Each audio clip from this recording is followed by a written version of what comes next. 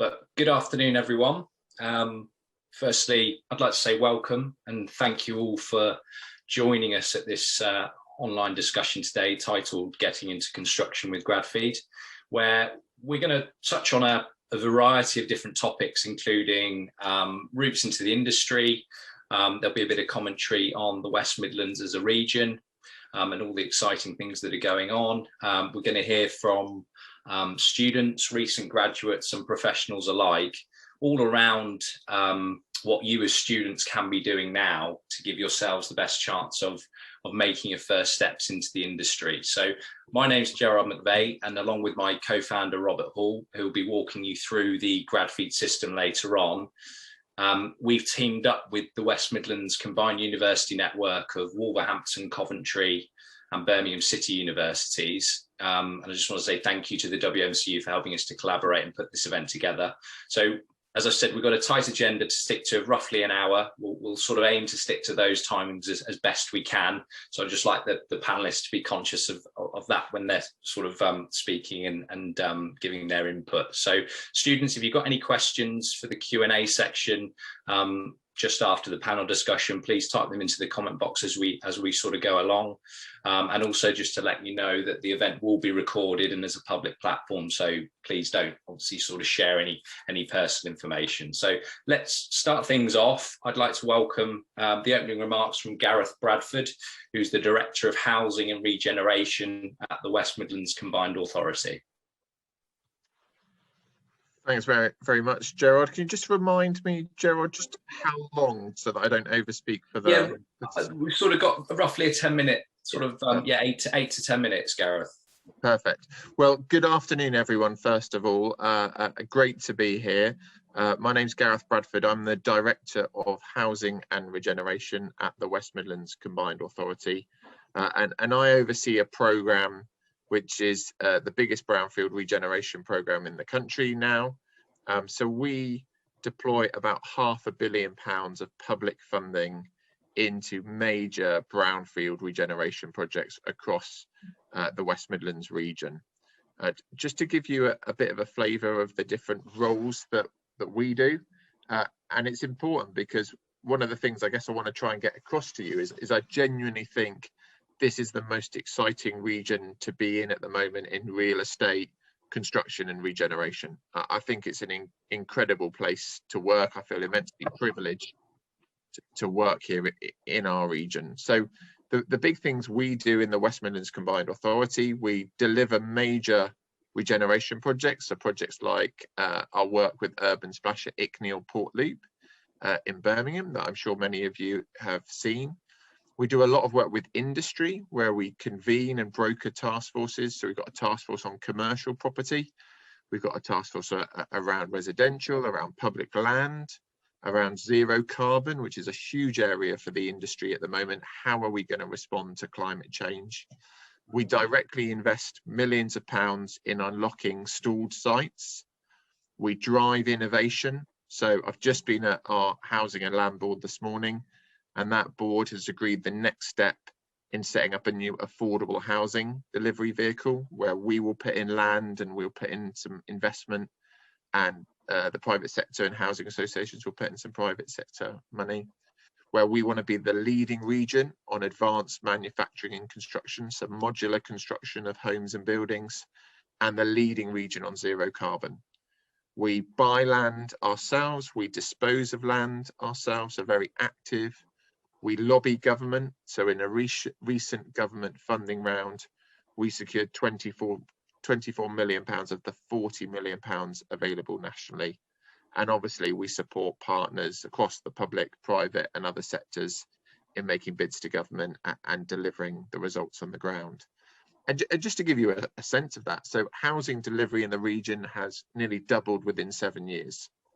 And at the moment, we're on track to hit over 215,000 homes by 2031, which is our target, the second highest housing target in the country.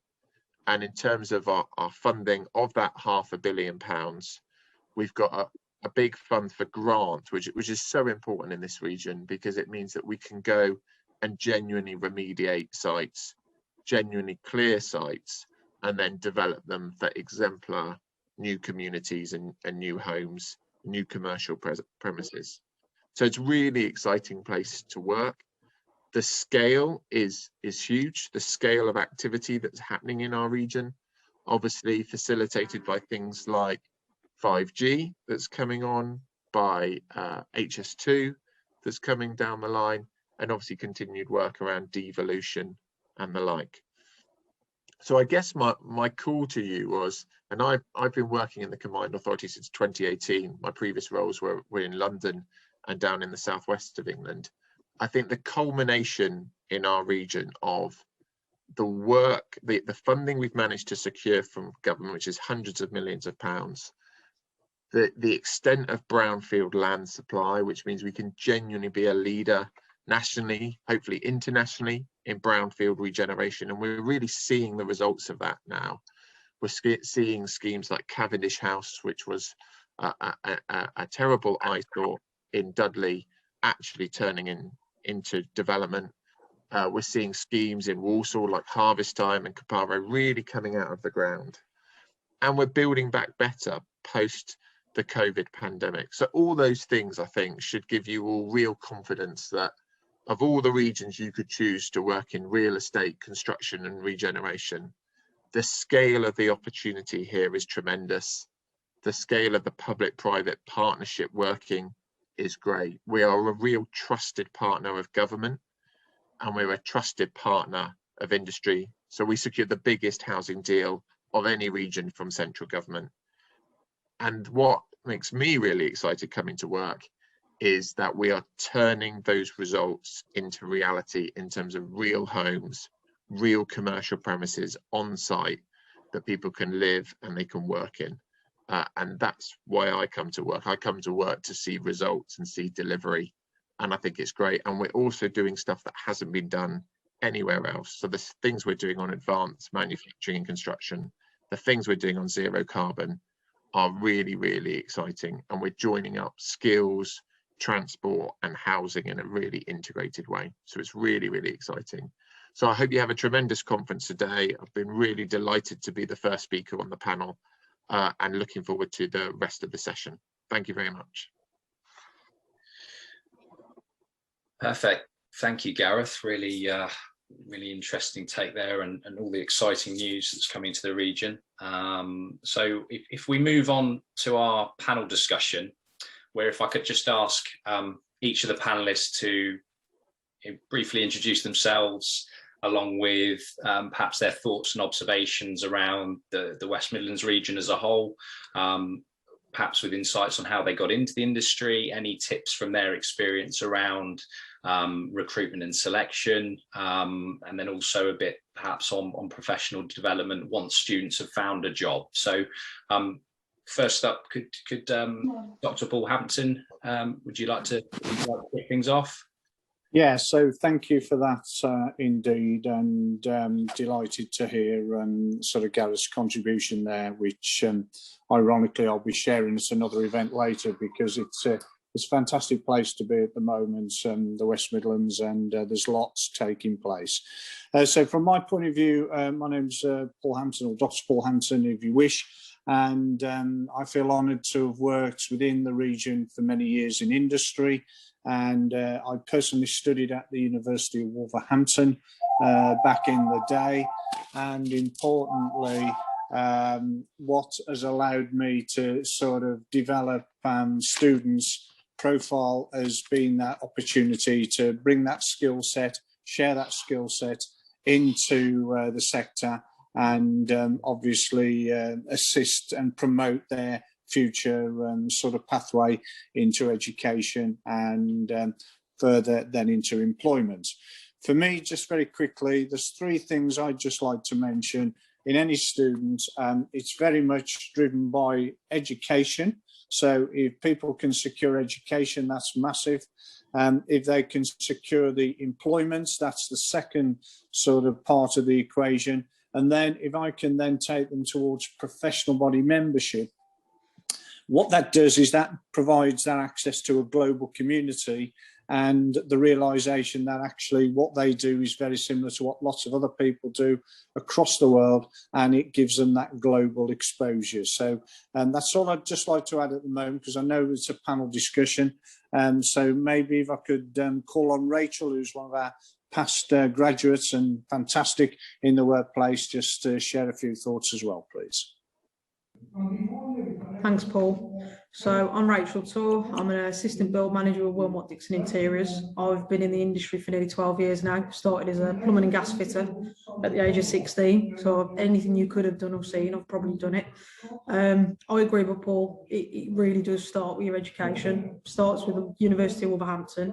If it wasn't for the university, I wouldn't have my chartership status. It was a direct invite from the CIOB that got me my status, and that was because of the university. And that's opened so many avenues in construction.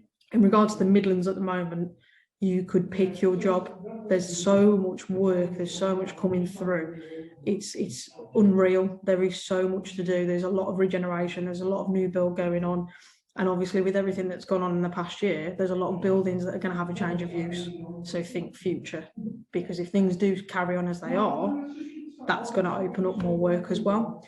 In regards to professionalism, all I can say is open yourself to anything. Don't close off your viewpoint of anything until you've tried it. Try everything, get yourself in there. If you can do summer placements, do it. Even if it's voluntary, get something behind you, get some experience, because as much as education is key, employers want that experience. They want to see some drive, they want to see some ambition from you. So in regards to that, if any of the students have got any questions for me, get them written down. I'll get them sent over to me, because unfortunately I've got to shoot pretty soon because I'm on site at the moment. But also I'm also on the alumni mentoring scheme. So if you do look for me and you want to ask me questions privately, or you want a bit of mentoring, again, that's through the University of Wolverhampton. Please look me up and please do that. I'm more than happy to help you. Thanks. Thank you for that, Rachel. That's really useful, and that's what success looks like, by the way, guys. So, you know, if you're planning your future journey, just take Rachel up on that opportunity. I can remember Rachel in class sort of starting off, and where she's now is fantastic. And there's more journeys for Rachel to take. So also recognise we've got a graduate from BCU. So Qasim, do you want to come on and maybe say a few words, please? Yes, please. Thank you. Just a second as I share my screen. That's perfect.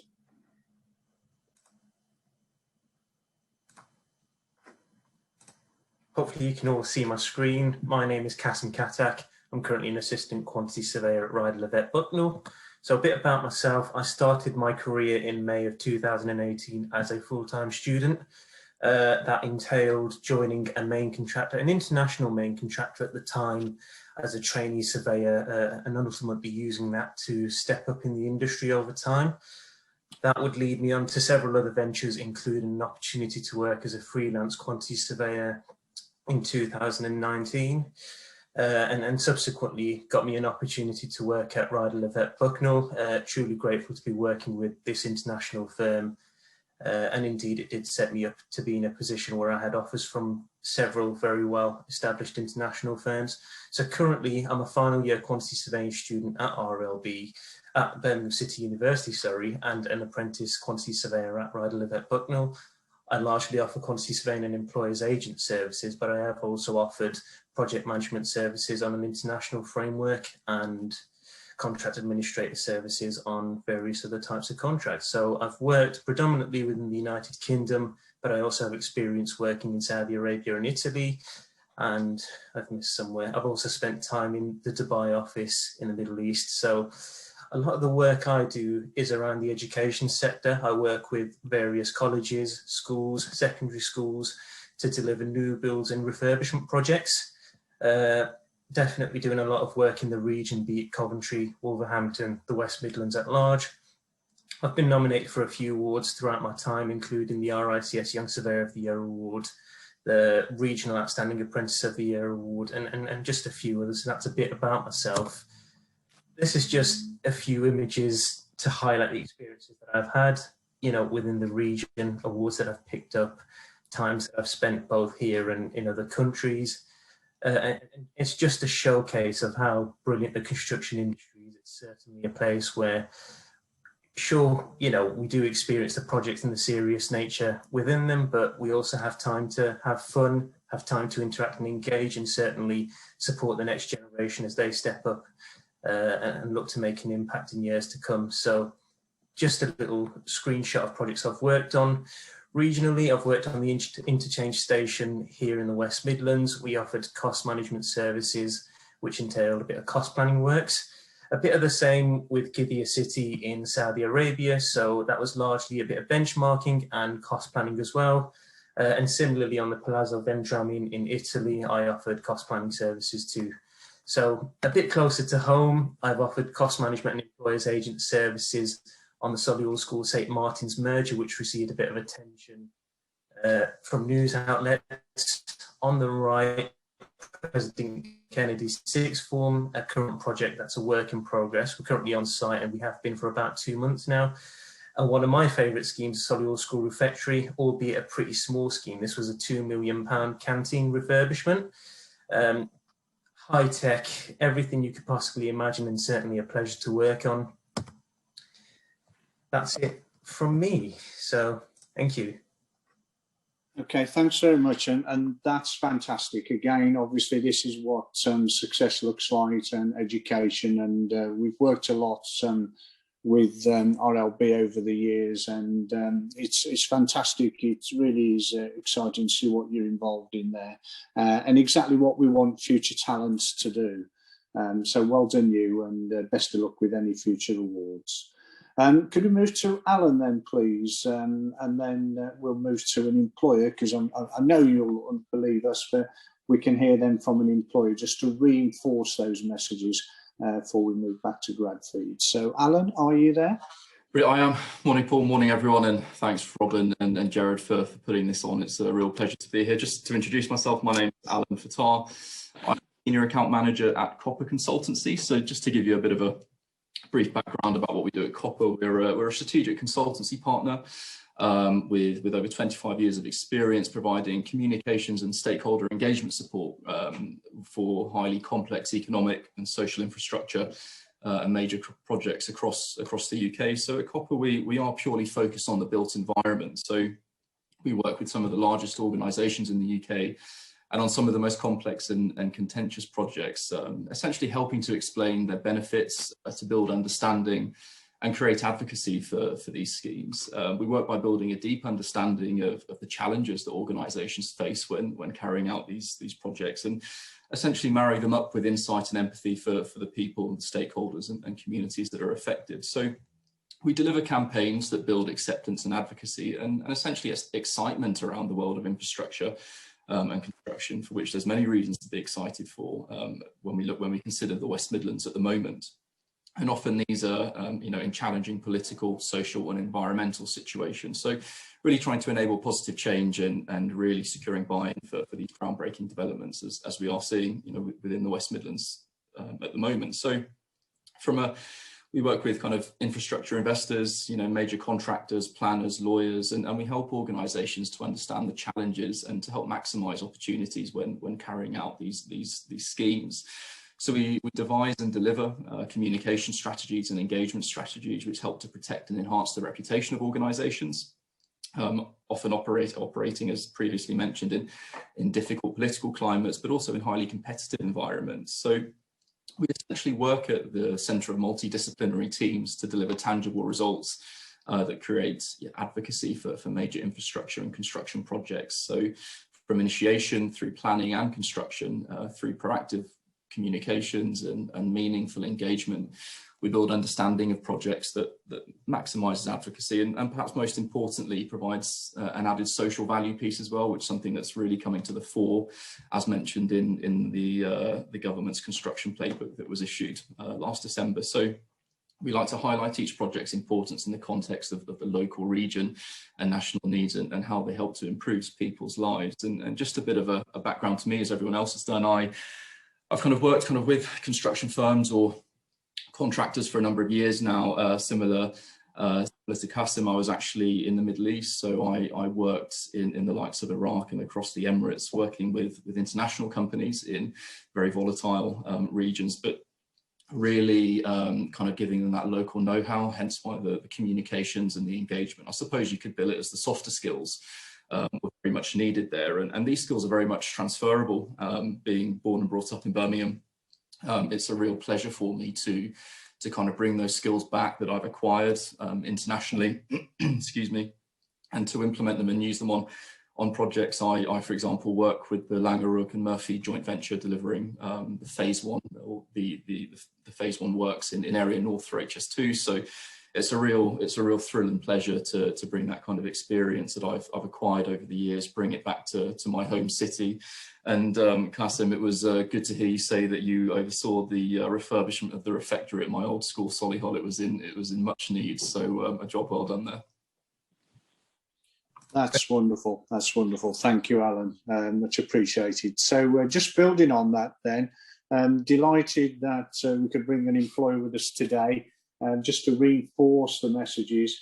And we know it's important to have those links. We know Gradfeed is going to be really powerful mechanism to drive this opportunity forward for students and employers. But if I could hand over to Ben then, please, just to give some insight from the employer's perspective, Ben, that'd be fantastic. Yeah, thanks very much, Paul. And thanks to the contributor. It was very interesting listening to other people's contributions, and some people very passionate about what they do, which is always a great characteristics I like to see in people.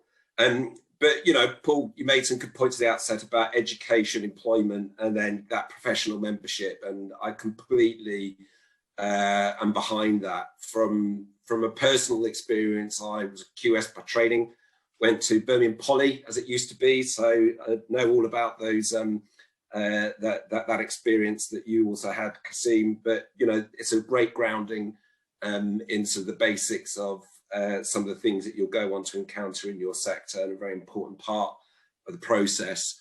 I then went and did my TPC, what's now known as the APC, with a local firm of QSs, Silk and Frazier, who became Faithful and Gould. And then a colleague of mine who was paid a lot more money than I did, worked in taxation specialist consultancy, Croce and James. And it didn't take long for him to persuade me to go and try taxation surveying.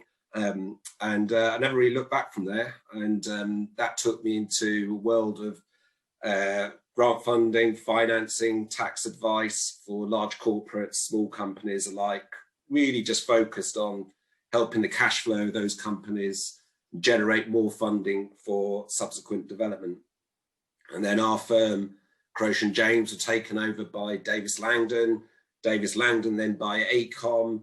By this time, I'd sort of got really into the residential sector and brownfield development, and ended up being head of residential for Europe, Middle East and Africa for AECOM, which I did for 5 years, and then that nearly killed me.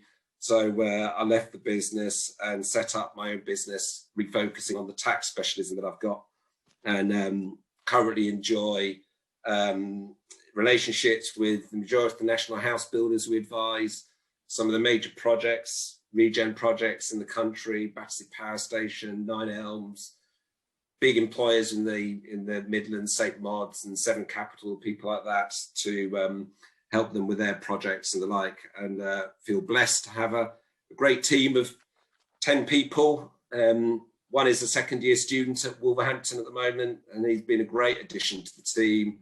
He's a full-time student, but actually works 2 days a week for us during term time, and then full-time during the holiday periods, with some time off for holidays as well. So it's been a really, really fantastic career for me. And I would just say to anybody who's going into this sector, the diversity is incredible. And I'd just say, just don't stress too much about what you do at the outset, because your career and your role is going to change so much during your career. You know, I never envisaged anything close to what I've experienced at the outset. You just can't. So don't stress about am I doing the right thing now? it really doesn't matter. The most important thing is find yourself a good employer who's got a good learning and continuous development culture and supports the individual and is committed to get you through your APC, whichever route that is, QS, taxation pathway, building surveying pathway, whatever it is, that's going to be the most important priority for you and would be my advice for you as a priority.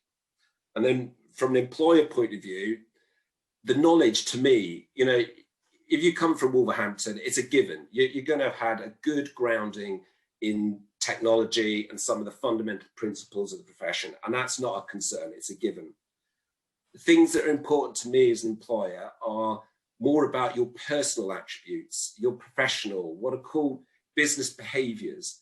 It's the sort of the softer skills, because you can't teach behavior, you know, you can't teach these attributes. You can teach knowledge. So for me, it's about your professionalism, which starts right at the outset.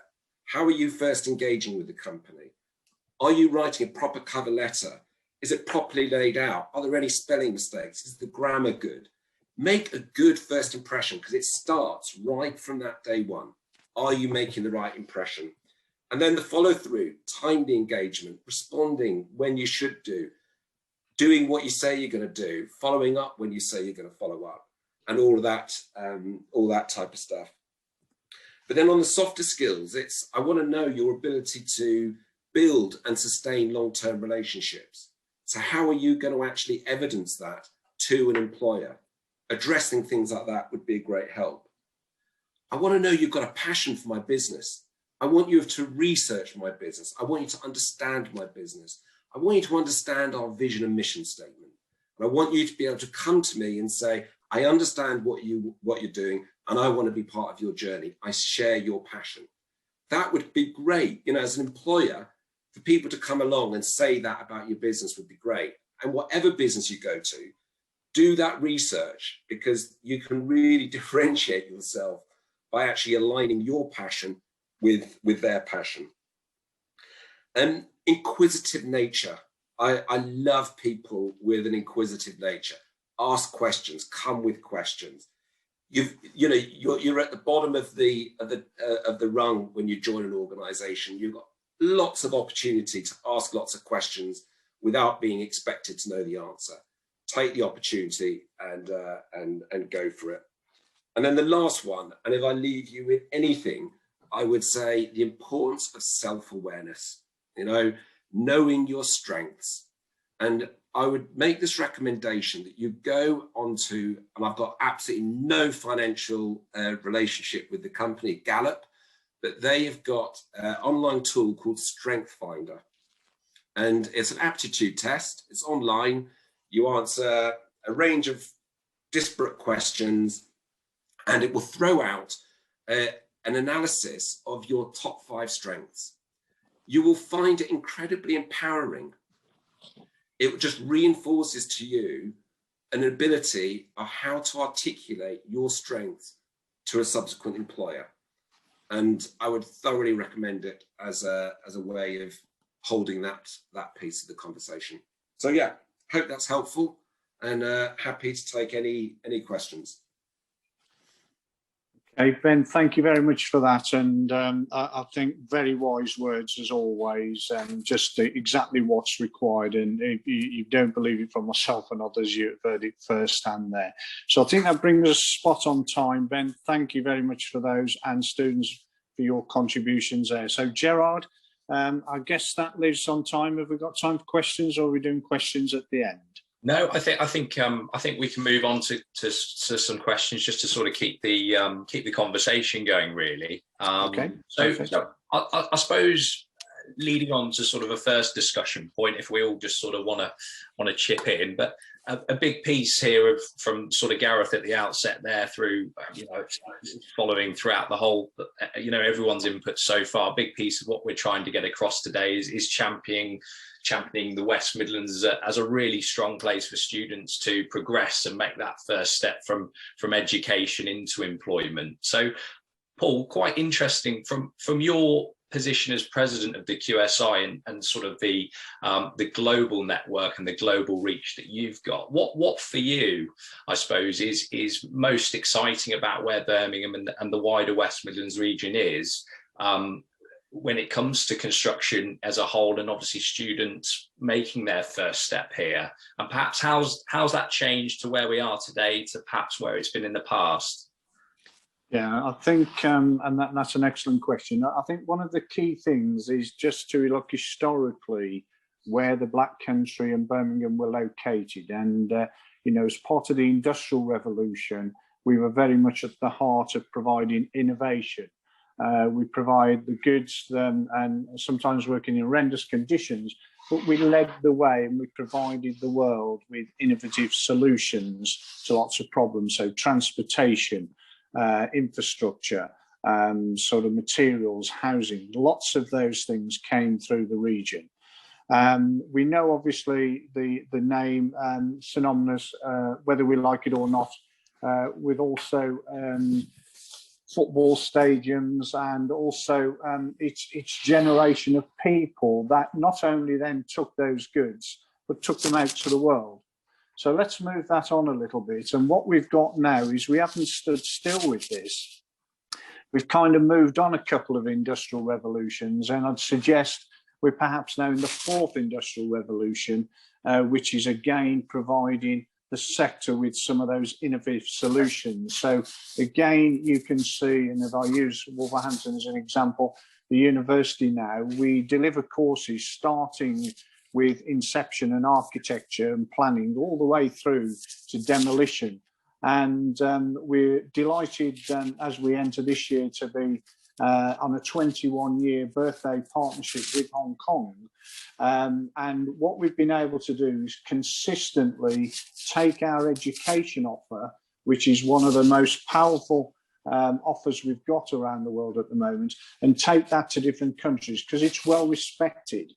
Then if you add in the opportunities around employers, so we've got someone there for RLB and we know they've got offices around the world.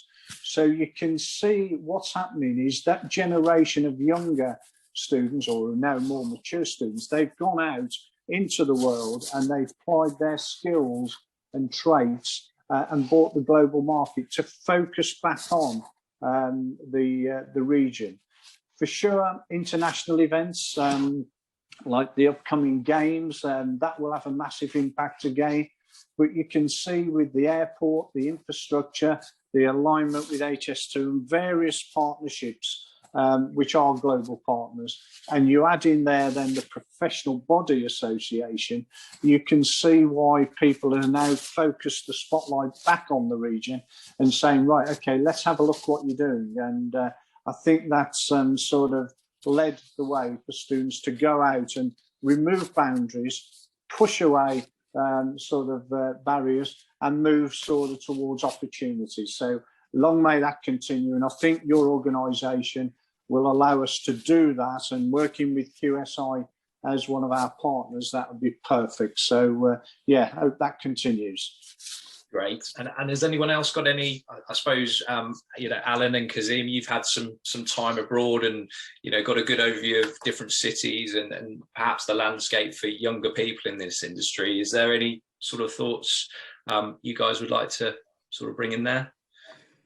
Yeah, very much so. Cass, I'm sorry, after you, or just chip in there. No, I think as cliched as it sounds, you just need to do a bit of a crane count really when you're in Birmingham city centre or the West Midlands, just to get a real flavour of how much is going on, from, you know, residential complexes to mixed purposes to mega projects such as HS2, and obviously the Commonwealth Games, you know, in regards to that international kind of stage. The Birmingham and the West Midlands is very much on really. So it's a really exciting time to be kind of within the sector and within the West Midlands as well. And as Rachel was saying earlier, looking ahead at what's kind of going through planning at the moment and what's been given consent and all the projects that are on the horizon, it's incredibly exciting.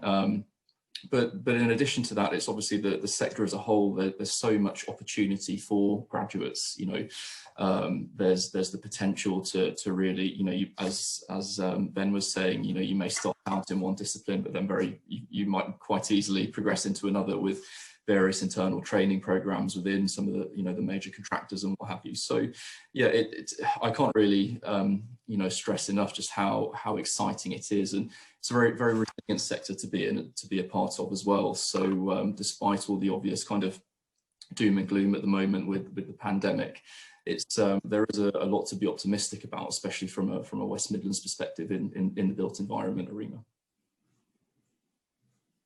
Great. Kazim, have you got there's a sort of a bit of experience to add there?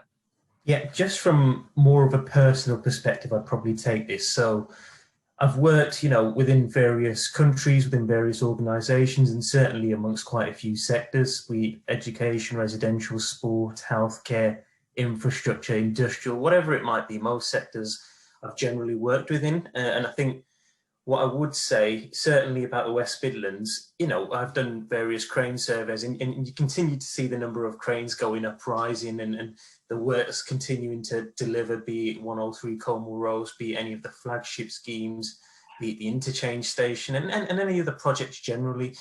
As young students, as individuals wanting to make their rise into the industry, certainly taking up trainee roles, shadowing work experience roles, apprentice assistant roles, what I would always say is aim for the smaller projects. Now, it's always nice and ambitious to go for the big schemes, but what you have to realise is at times you can be a small part of a big project. So you could only be playing a very minor part in what would be a grand overall scheme. Taking it back and working on a smaller scheme of perhaps, £2 million in value, £5 million, perhaps a small fit out or even a small new build, allows you as that young quantity surveyor, building surveyor, project manager, etc., to take that project from start to finish.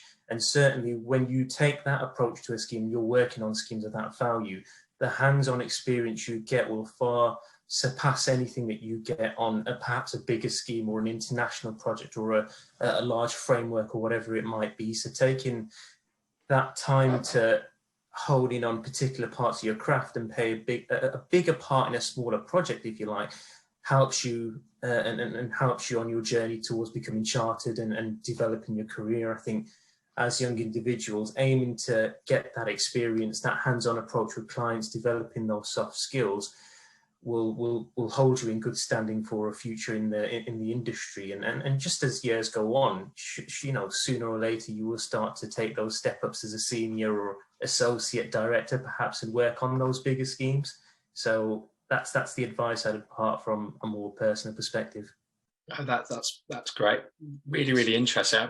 One of sort of what you were mentioning there, Kazim, about sort of soft skills, and I know Ben, you mentioned that in your sort of initial overview, but a question that's sort of come in from someone on the on this conference, which I think ties in quite nicely, is around advice to individuals that are maybe experiencing a lot of rejection, perhaps from various job applications. So I don't know if sort of Ben and maybe Rachel, I know you touched on that sort of tenacity element that's sort of really key.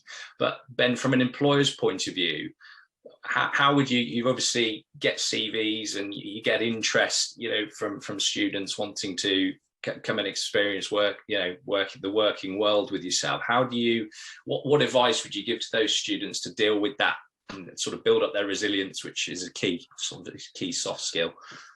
Yeah, look, I mean, it is a real challenge, and trying to differentiate yourself at a time when the whole sort of ethos of education is, you're brilliant, you can go and change the world. When you've got the reality, you've got to find that first job. And it is very hard to differentiate yourself, on paper, which is your first opportunity.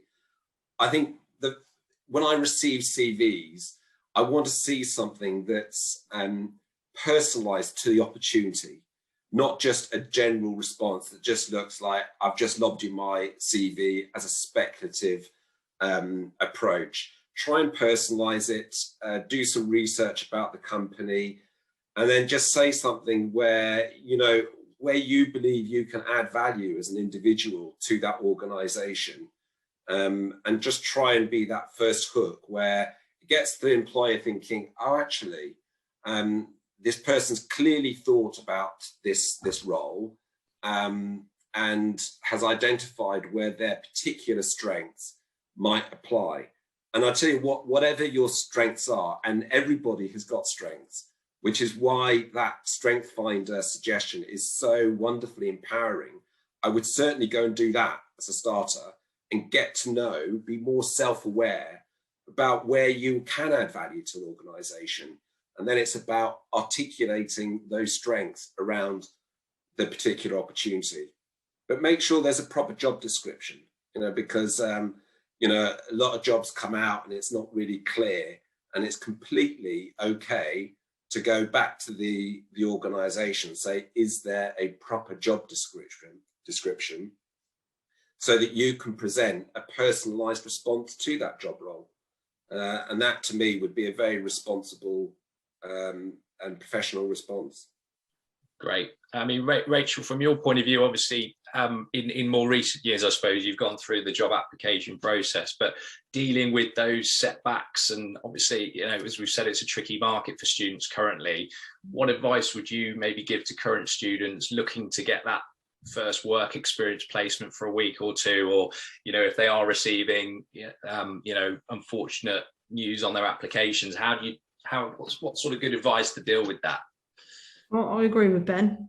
If you're going to contact a company, ask them about the role, ask them who they need to speak to, what sort of projects they've got coming up. If it's not on their website, take an active interest in that, because it shows a bit of forethought. It shows that actually you're thinking about it. You're not just banging a CV in, because I think I get a lot of CVs in my role, believe it or not, and you can tell the difference between somebody who's just put it in because they need to, and somebody who's actually thought about it. For me, a big one, and I can't stress this enough, is LinkedIn. And a lot of the work experiences, especially Wilmot Dixon, they advertise those quite actively on LinkedIn. I know with everything with the pandemic, it's been a bit strange, but as things start to change, get yourself on LinkedIn, start following the companies, add the people that you talk to within the industry, and you'll find that they'll advertise things on there. And if you've got a direct link and you're already watching what they're doing, and you've got a bit of a knowledge of the business, it makes it a lot easier when you apply. And for me, obviously, word of mouth. So I get a lot of students who approach me and say, how do I get in with Wilmot Dixon?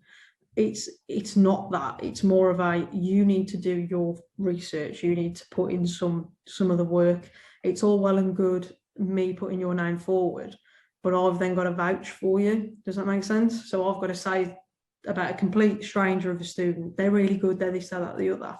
And then if you go into that role in 2 weeks, but it's not for you, or something happens, whatever, it doesn't look good on the person who's referred you. So my biggest thing is get your research done, get onto LinkedIn, start following these companies. And the way I got into the commercial side of things was actually through the uni.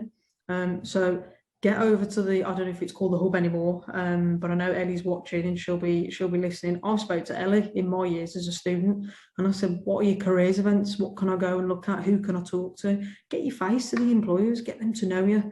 Because when you do put an application in, they go, yeah, remember that person, had a really good conversation with them. So it's things like that. You need to put a bit of effort in. Yes, you're going to get rejections because there's a lot of competition out there. Do not give up. If I lived on the rejections I got as a young 16-year-old female trying to be a plumbing and gas engineer, I wouldn't be here today. Trust me. You just take it as it is. Do not take it as a negative, right? Take it as a positive, because if that's not the right role for you, it's just opened a better one. That's great. Yeah, that's really good insight. I think it's all about, I think where everyone's aligned, it's taking the initiative, it's making yourself stand out. And I think particularly now where, the opportunity to go out and network and meet people face to face is obviously fairly limited. So thinking about online presences, which is what we're sort of trying to do with the Gradfeed system, is give people a platform to go and research and talk to these businesses, and sort of building out your online presence. So when those applications go in, it's sort of resonating with those hiring managers, the world of technology allows us to do that, and I think that's kind of something that people can can really work on. So I think that kind of leads us nicely, just sort of checking timing and things. If I can sort of hand over to Rob to give us a bit of a give people a bit of a walk through the system, which they can sort of go away afterwards and dig into deeper. So it'll be a bit more sort of top line. But Rob, if you want to sort of take it away your side. Thanks, Gerard. Just before we start, I think I should just give you a quick overview about Gradfeed and what we are as a business for those who aren't aware. Gradfeed is an online platform for students in the real estate and built environment industry currently looking for an opportunity. So we've created a system that affects which will benefit the student currently at University of Wolverhampton, Birmingham City University, Coventry University, to go research employers, but also apply for positions. And I'm just going to share my screen now to give you a very brief overview and walk through the system as I'm conscious of the time. So if you bear with me 1 second.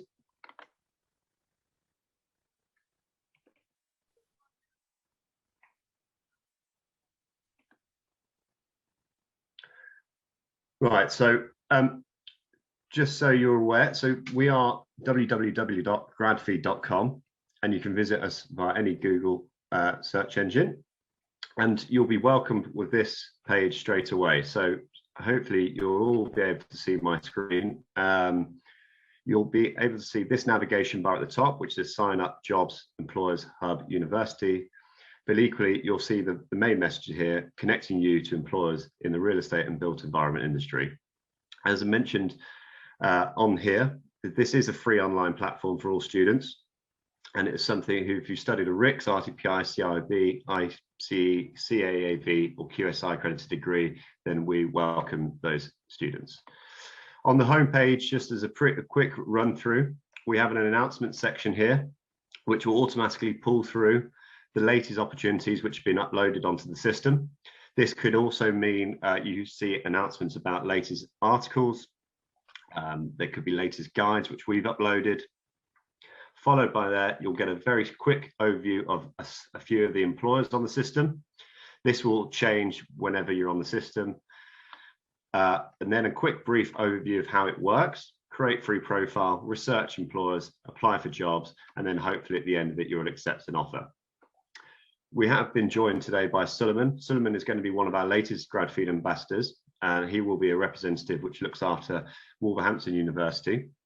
But equally, we have members at different universities who effectively work alongside Gradfeed team in actually presenting the societies within those universities with key information, the latest opportunities which are available, and also any useful tips that we might also want to be able to implement within our business model.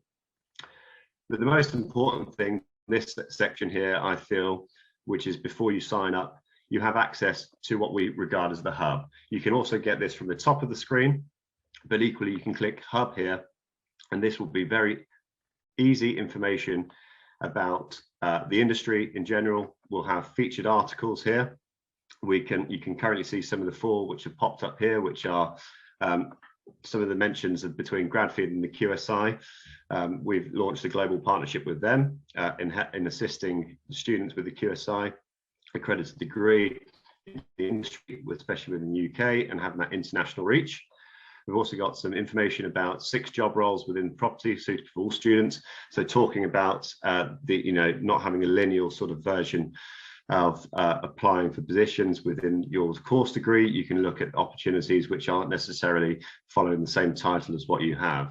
But also under here, you'll see an updated information which pulls through from various different Twitter feeds across the industry. So we have universities implementing new information. We have construction youth here, for example, tips on money saving, but we also have representatives of the industry across the real estate and built environment giving key contributions to the market. So that's all the information which we can garner for free within the system and without signing up, and is really useful for you as a student. Within this, also talking about soft skills, the Gradfeed team have pulled together interview tips, which you can easily access here, but also pulling on the soft skills guide, which I know Ben, Alan, Rachel, and Kasim have all mentioned already. So, so feel free to take a look as and when you visit the site, because these are some what might seem very simple bits of information, but actually very important when it comes to interview stage and also hopefully securing a position. So the most important thing, I suppose, from our point of view now is actually having the student sign up. I'll go into the jobs and employer section slightly later, as I'm conscious of the time. A very simple sign up process where you'll be able to input your first name, last name, email which you would like to receive information to, your graduating year, it's a simple drop down, your university where you're currently studying. Please do put, when you put your university course, what's in your prospectus, what you would regard and what you would actually put down on your CV. This is important. This would also then be able to take you through what type of degree you're currently studying. So please select which is appropriate for your degree. This is also a section here, what you're looking for. So this will be able to determine what sort of opportunities you're searching for, and also be visible to the employer as and when they're searching at your profile. So please select the one which is appropriate for you. We do work with internships and work experience opportunities, industrial and sandwich placements, as well as graduate schemes and full-time, part-time opportunities. Once you've gone through this, do you have a current right to work in the UK? These aren't trick questions, they are simple yes or no. If you don't have the current right to work in the UK, do not worry at this stage. We are working with employers who do cater for those individuals. Do you currently hold a valid full UK driving license? Not again, not a trick question, yes or no. And then please fill in your password, hopefully read and accept the terms of use, and then press register. At this stage, you will receive a verification email. Please verify your account. And once you have done, you'll be able to then log in, and you'll be met with this, which is the back end of your now creating your profile, which will then become visible to the employers on the system. As you'll see from edit profile here on the left, you'll see here that in the information which you filled in previously, I've just taken the time to have one loaded up. You'll be able to see the information you've uploaded and signed up with will appear here. If you need to edit any of that information, you want to change the opportunity here, for example, within this, you can change that at any point.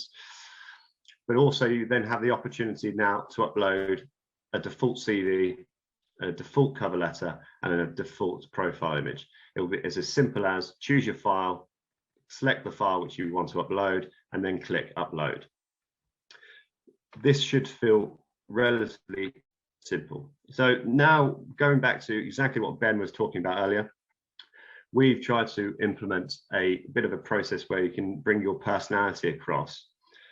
So we've actually selected, along with the help of quite a few employers in the industry, 8 questions which might be able to bring to life your profile and your personality. And what that is they're not trick questions. There's no right or wrong answer, but equally it gives a bit of an insight into how you've come about choosing the course you've decided to study. So I've just made some very quick answers here. What led you to choose the degree? And I've always had a keen interest in building surveyor for whatever reason you might have. But then we've also got some fun questions in there. For example, what animal would you be and why? It might sound silly, but equally it just shows as to what you're thinking differently and on your feet about certain different the different aspects of what you can bring to the table. And then there's obviously all these different points in your life, heroes, what's your past trick. That's just a little bit of fun. I can open my gullet sort of thing. You know, there's no right or wrong answer once again with the situation. Just to clarify, if you don't have an answer for some of the areas, do not worry, they will not pull through to your profile. If you do, for example, there's 8 questions here. If you only fill out 6, only 6 answers will pull through. The system is intuitive enough to do this. And then once you've done this, click save, and then your profile is effectively will highlight your key attributes, your CV, your cover letter, but also have these personality questions alongside. We've also created a little notification option for you. Should you not wish to receive any notification emails from employers, from Gradfeed, whatever that is, please do select this button here. And that would be a simple toggle button, which will effectively mean that you won't receive any notifications going forward. But the most important thing which we've noticed across the last 18 months of being live is actually people's ability to write a CV is always indifferent, and I wouldn't necessarily suggest that that is a key skill a lot of people currently have. And we've decided to build a function that will enable every student to build a succinct but equal, house all the key attributes and information that you required on the CV. It's very simple. We've taken the liberty of taking any formatting out from the document itself, but equally you'll see from here we've created text boxes for you to fill information in, which then will spit out a generated PDF document, which will be then suitable for employers going forward. So you'll be able to see from this we've got vital information, contact details at the top, personal statement. As mentioned, personal statements can be and should be held specifically to the opportunity that's in front of you. So do not make a generic one. We've always believed that having a specific one to the position is always the best way going forward. We've created a selection point for key skills within your thing. So within your selection point here, you can pick up to 3. And the reason why we say we only want to select 3 is because we want you to really think about what are the key attributes you have and which you can demonstrate purposely to the employer who's looking to hire you. So, for example, I've chosen communication, attention to detail, and emotional intelligence. Hard skills, very similarly. You might have some great administrative backgrounds. You might have might really have strong affinity with numbers, to mathematics, and if you speak of foreign languages, that's also a very strong attribute to have going forward. Then we simply move into employment history, which these will be text fields. So obviously whatever history you have employment wise, whether or not that's internship, work experience, whether or not it's working summer internship or full-time employment, please do it listed here. You'll obviously be able to put your start date, so roughly the month of when you started and the year you started.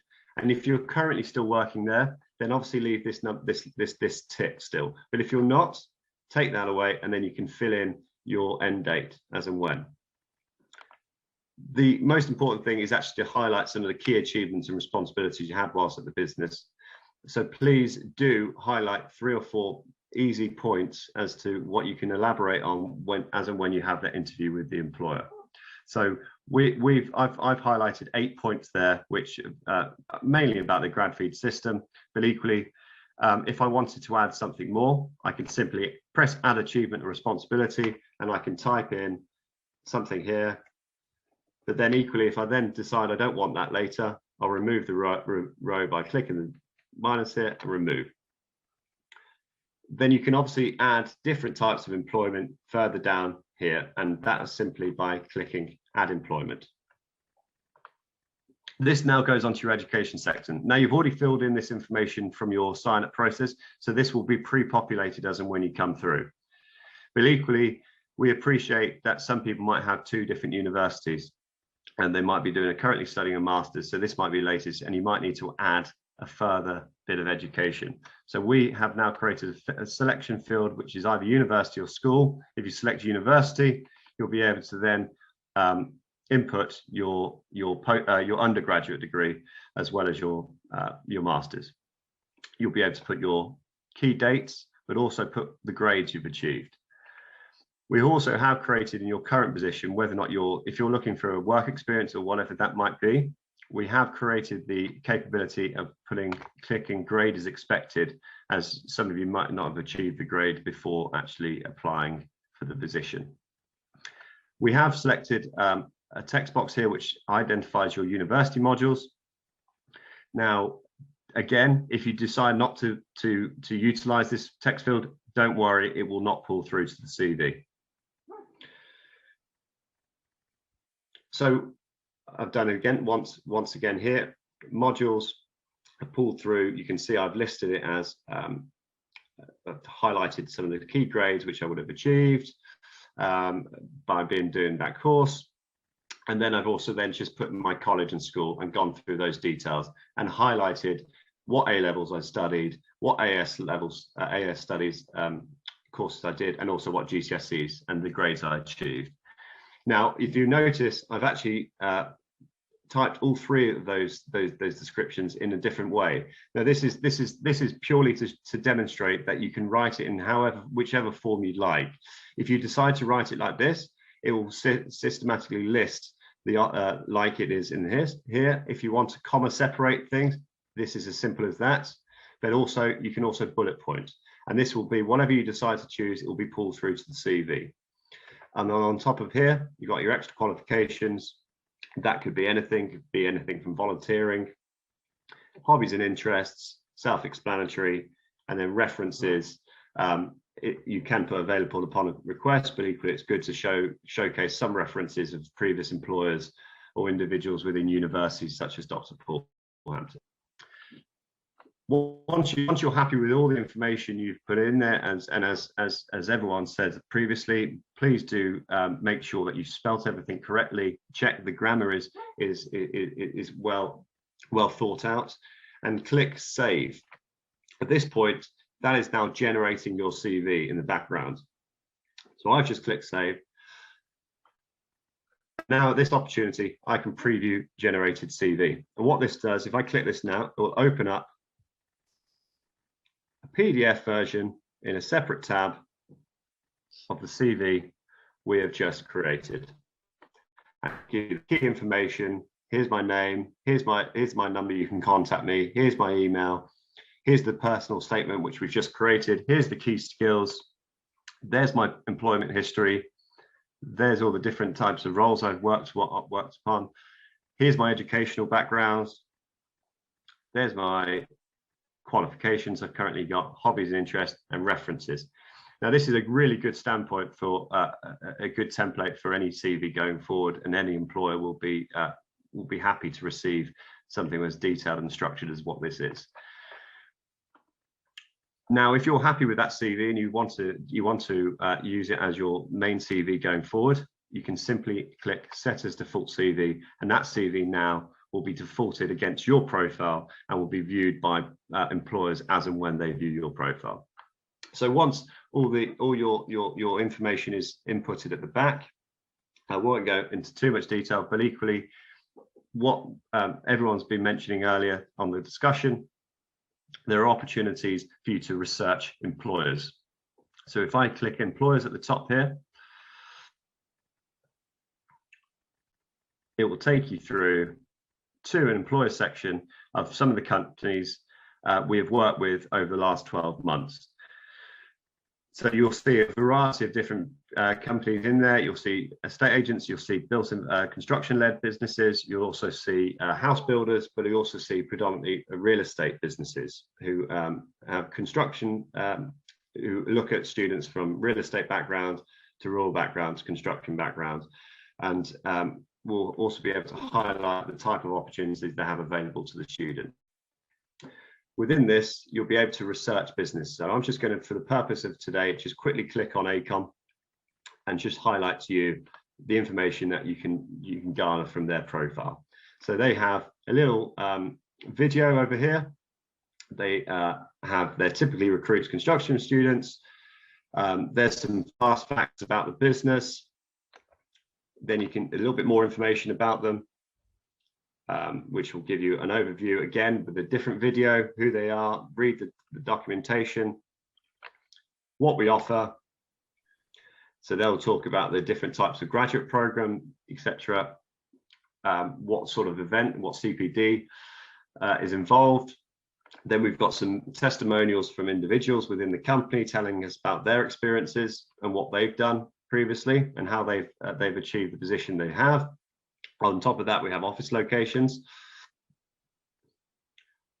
And probably the most important thing for you is, at this point, jobs. So these will be uploaded by the employer as and when there are availability, and you can simply research the position, look at the opportunity available, read the job description, and simply apply. So in this instance, they're applying direct, so there will be extra stages involved, which will be taking you through to their company website, and then you would fill out their employment process as well. So just as another quick point, if you click jobs at the top, you can then look at this one, for example, pre-chartered surveyors. So they're currently looking for a commercial trainee architectural technician, building surveyor in Greater London. They obviously have the opportunity to read through. You can read more about their business by clicking on their employer profile. But then also, this is where your student profile is so important. You can Gradfeed apply, and what this means, it will take you through to apply for this position. Now, quite rightly, as Ben mentioned earlier, we want to see a specific cover letter to the opportunity. Don't have a generic one in this instance, which isn't going to make you stand out from the crowd. So do create a cover letter by simply creating a cover letter and writing one which is specific to that job opportunity.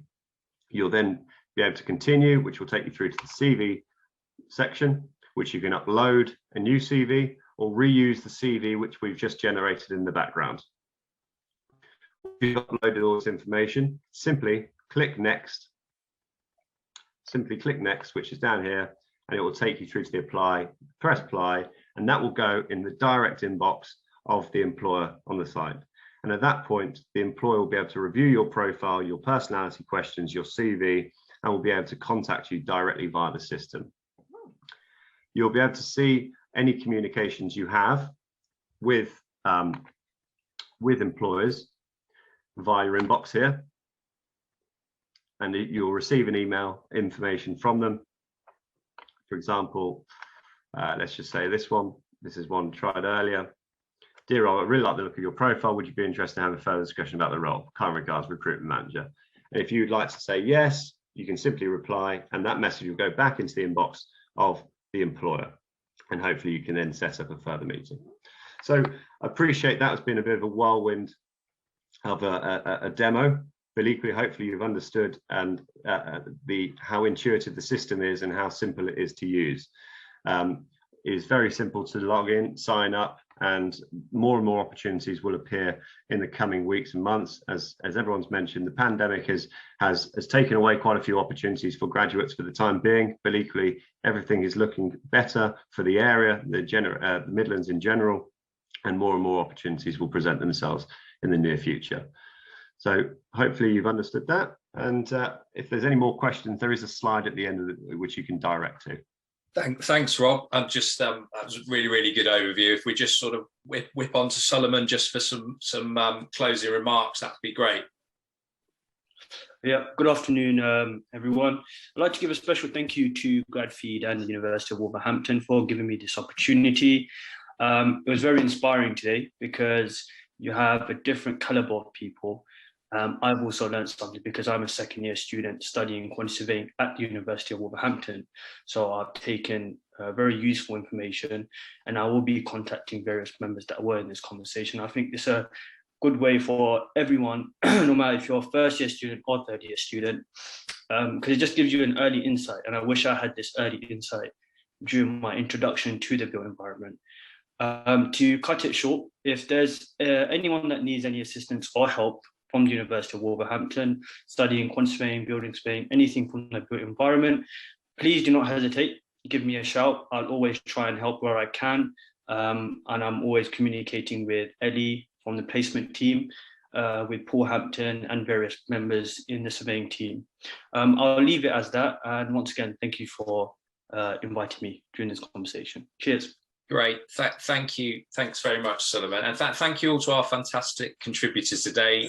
So Gareth, Paul, Rachel, Kazim, Alan, Ben, Rob and Suleiman, and to all the teams at West Midlands Combined University for putting this invaluable event on together. We'd encourage you all to sort of take a look at the Gradfeed system in your own time. There's obviously sort of a lot to go through, which Rob has done very well today. So if you have any follow-up questions, all our contact details are on the website. And finally, we want to wish you all the best of luck in finding and securing your first steps into the world of construction, and hopefully it will be here in the West Midlands. So thank you all very much.